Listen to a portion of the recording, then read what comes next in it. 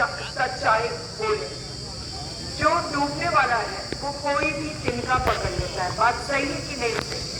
तो जो तिनका उन्होंने पकड़ा है वो ये है, उनसे कोई मीटिंग तो होती नहीं, उनके पास फौज नहीं है जैसे आप लोग। तो उन्होंने शुरू किया है कि शाम को जा करके लोगों के बीच में अफवाह फैलाना कि अगर हम जीतेंगे, अगर बीजेपी जीतती है तो हम संविधान बदलेंगे और हम सबके जो आरक्षण है वो ले लेंगे। पहले हमने सोचा कि ये मजाक है, क्योंकि आम इंसान को क्या फर्क पड़ता है सबसे पहले। दूसरा, कौन आरक्षण बदल सकता है? वो एक ऐसे पत्थर की लकीर है कि कोई नहीं इसको हटा सकता है, कोई नहीं। तीसरा, प्रधानमंत्री खुद ओबीसी है, वो क्या खुद अपने ही लोगों को के लिए संविधान बदलेंगे? हो ही नहीं सकता। लेकिन ये हवा की तरह फैल रहा है और यही एक चीज है जिसको मैं सोच रही हूँ बहुत तगड़े पद से आपको उसका मुकाबला करना पड़ेगा। मैं इस मंच से पहली दफा बोल रही हूँ, लेकिन आप अभी जाकर के आपका दायित्व है, जिन जिन गांव से आप आए हैं, कल से हमारे के सिंह जी जो प्रभारी हैं उन्होंने ऑर्डर दिया है कि एक एक हमारा कार्यकर्ता केवल 2 गांव में रहे, 2 गांव में जाए और 2 गांव में एक तो ये अफवाह, ये झूठ का मुकाबला करे और दूसरा उस गांव की स्थिति देख करके आए कि वहां क्या हो रहा है और क्या चाहिए हम लोगों को। उसको अगर बिगड़ा है तो उसको ठीक करने के लिए, अगर अच्छा है तो उसको और अच्छा करने के लिए। ये मुझे आपसे मदद चाहिए इसको ठीक करने के लिए।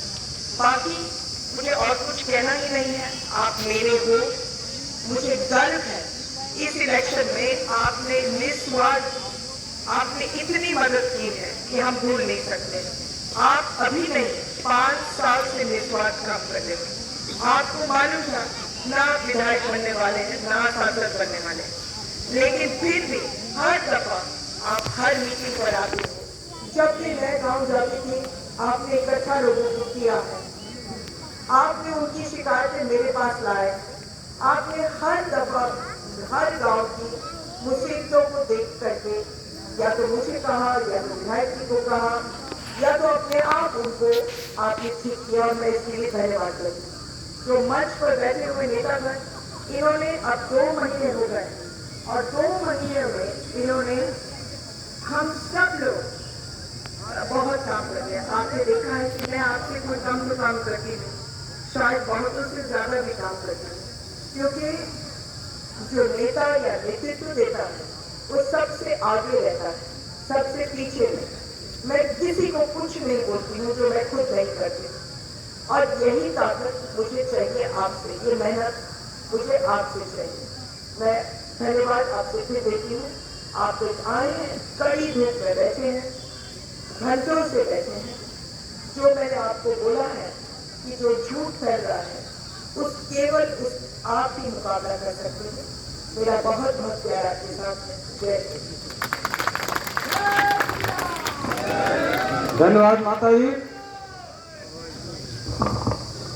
मैं अपने यशस्वी क्षेत्रीय अध्यक्ष अश्विनी पटेल जी से आग्रह करूंगा कि आप मंच पे आए और अपनी बात करें।